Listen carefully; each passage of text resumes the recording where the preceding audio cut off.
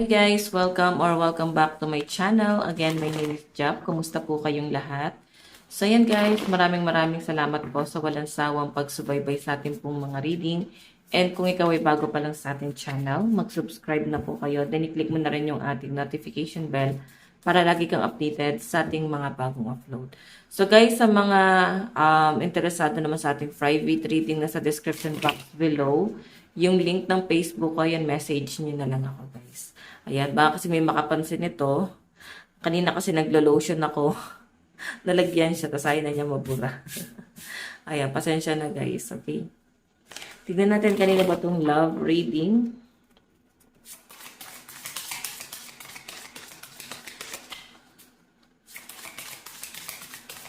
Kanina itong love reading.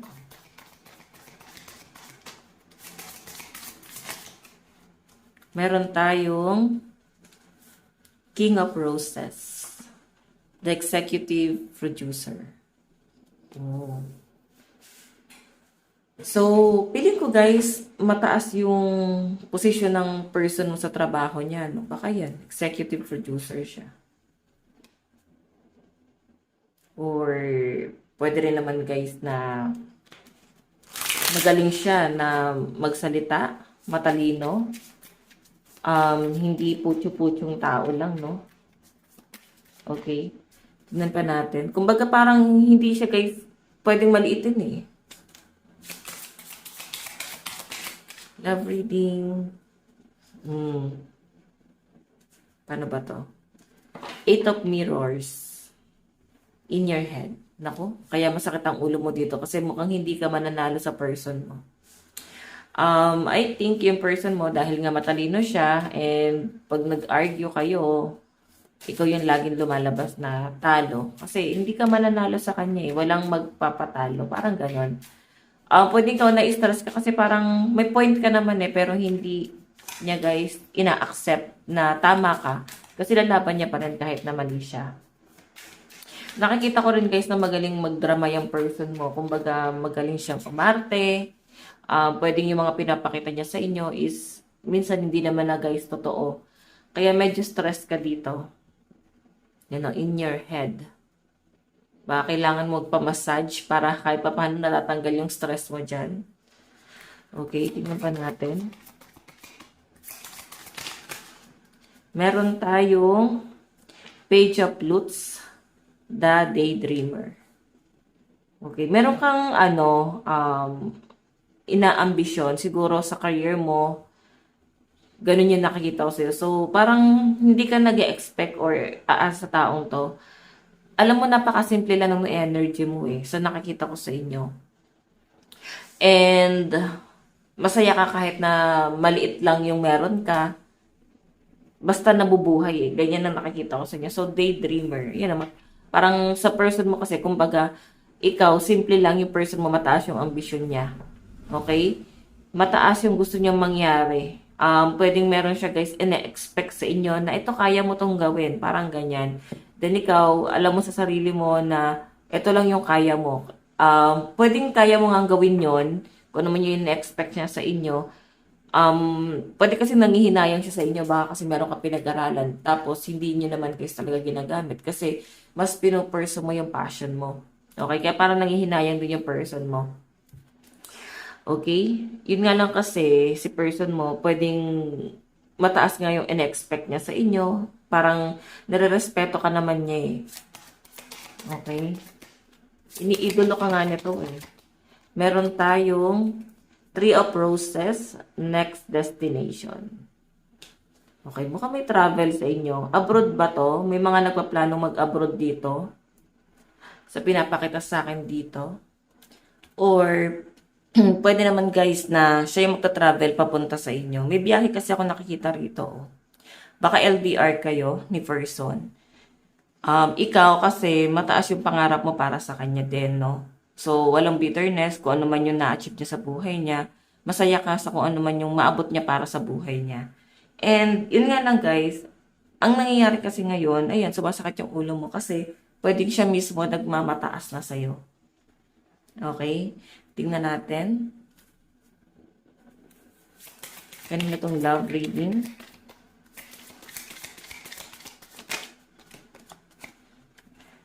Okay, Knight of Rings. The late bloomer. Oh, may mga ano dito guys ha. May mga LGBTQ+.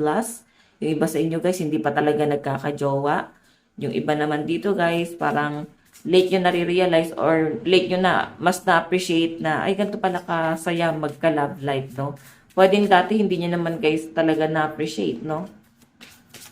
Ayan, may ano dito, late bloomer or pwedeng late nagkakaroon ng realization na sabihin na natin na ikaw go with the flow na lang, tapos mas na-feel mo na mas minamahal ka na ng person mo ngayon.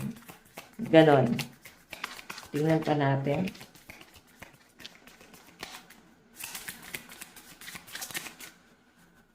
Meron tayong The Limo. Naku, mukhang may sundo ka.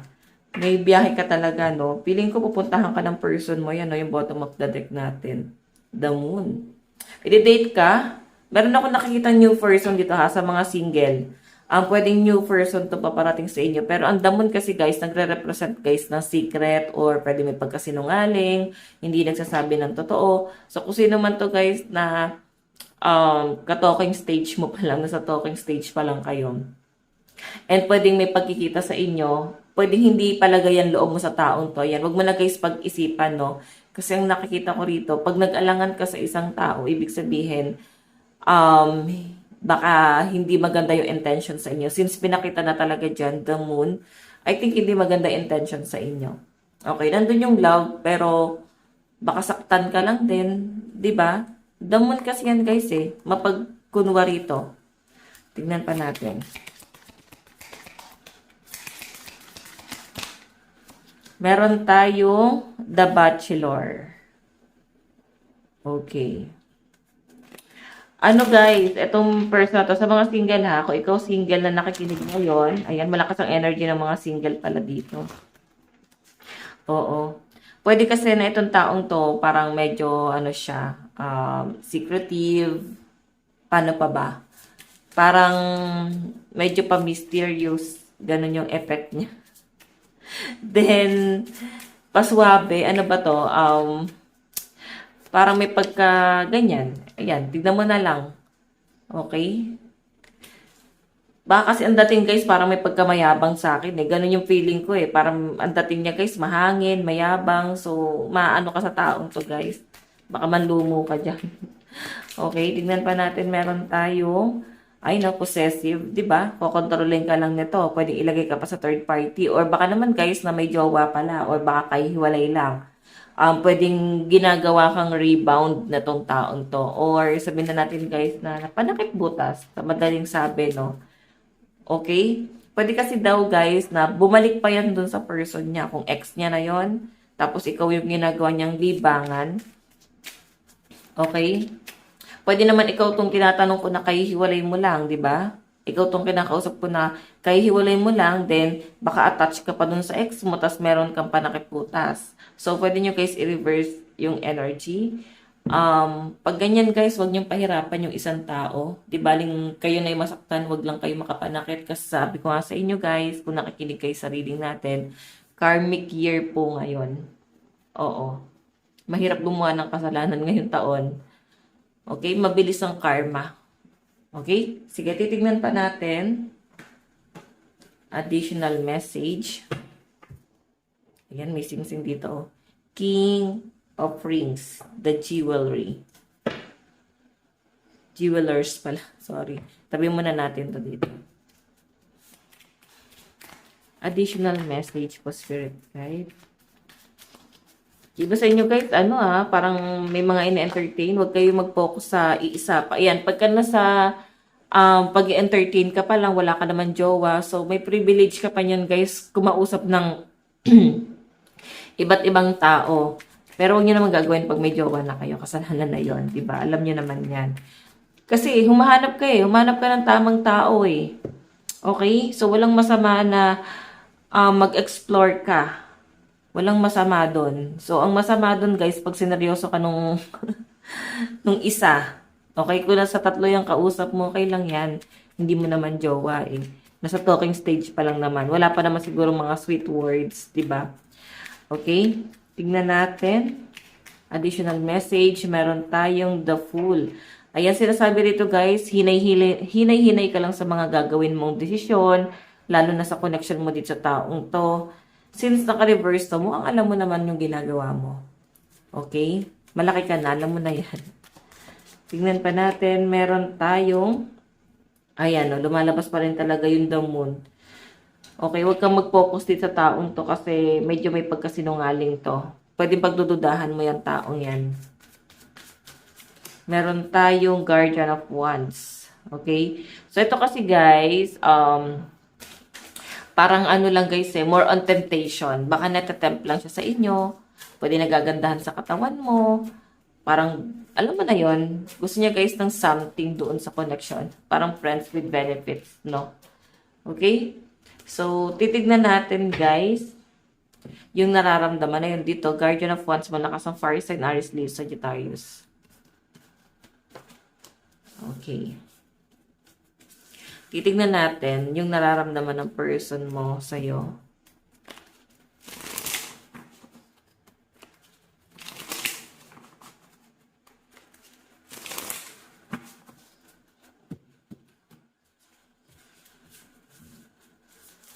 Nararamdaman ni person mo sa'yo. Yung iba sa inyo guys dito na parang kung in relationship kayo, mapapansin mo parang ang tagal na ng relasyon nyo, pero parang wala pa rin guys usad, no? Parang wala pa rin nag-i-improve dun sa person mo. Parang may mga napapagod ng humatak dun sa isa. Ganon. Pero sa mga single naman dito guys, ay mga nasa talking stage kayo. Okay? Siguro ayaw nyo guys ng pabigat na karelasyon. Nararamdaman ng person mo sa'yo, meron tayo 2 on 1. Diba? Dalawa kayo, sabi ko sa inyo So, pwedeng may gulo lang talagang nangyari doon sa isa, kaya ikaw yung nandyan. Okay? Ikaw yung nagiging panakit butas. Baka hindi ka aware dito. Or pwede naman guys, aware ka dito. Pero, syempre, magaling magsinungaling yung person mo. Ayan, sabi ko sa inyo guys, yung the Moon, yung pinaka-energy ng person mo, magaling magsinungaling yan. Magaling magtago yan. Ayan, no? Nagkaroon lang guys ng gulo dun sa isa kung bakit ikaw yung binugo niya ngayon. Pero mataas yung chance na baka i-ghost ka nito. Ano yung tingin niya sa'yo ngayon? Meron tayo, di ba? Insecure, 5 of Rings.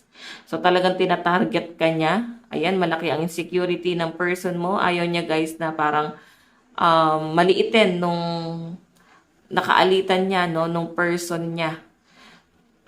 Feeling ko kasi guys, masyado talaga siyang dinown nun. Okay? So, baka madami ka pa sa gulo nitong taong to.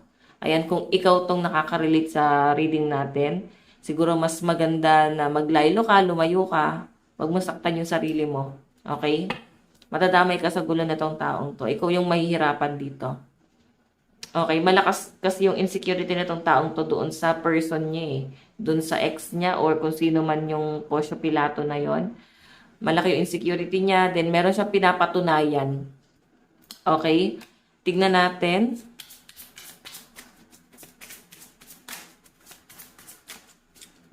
Tignan natin.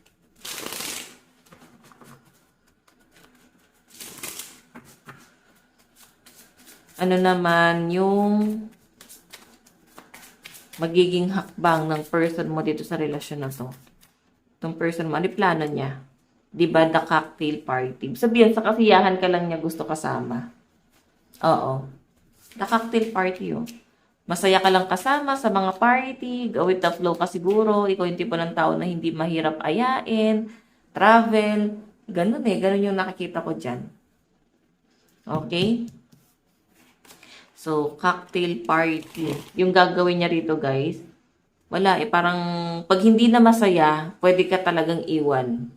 Ngayon kasi pwedeng masaya pa siya sa inyo Tingnan natin ano naman yung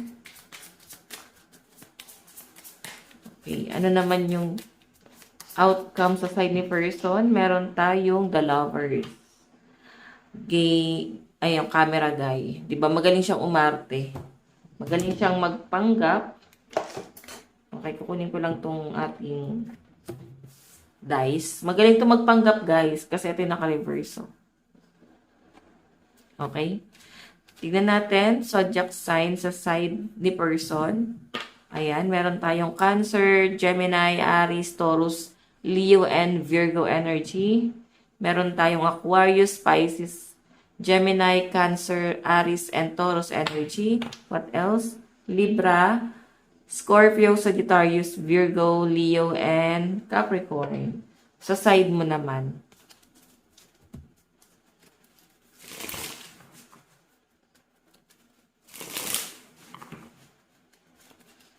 Sa side mo naman.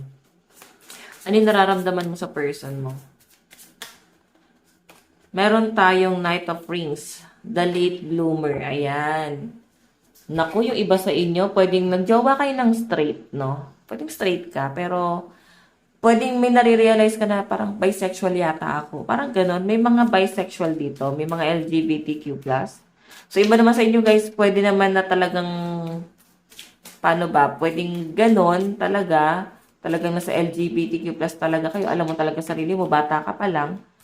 Baka nagiging straight ka na ngayon, no? Or na-inlove ka na talaga sa, ano, siguro kasi naisip niyo gusto niyo magkaanak.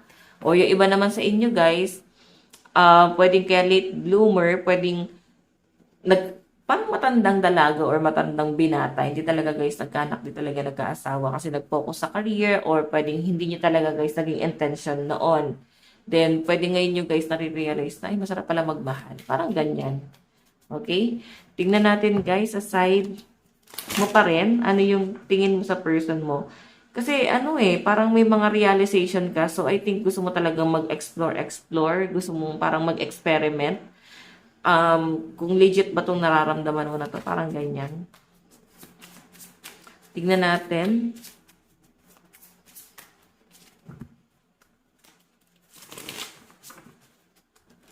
Ano yung tingin mo sa person mo?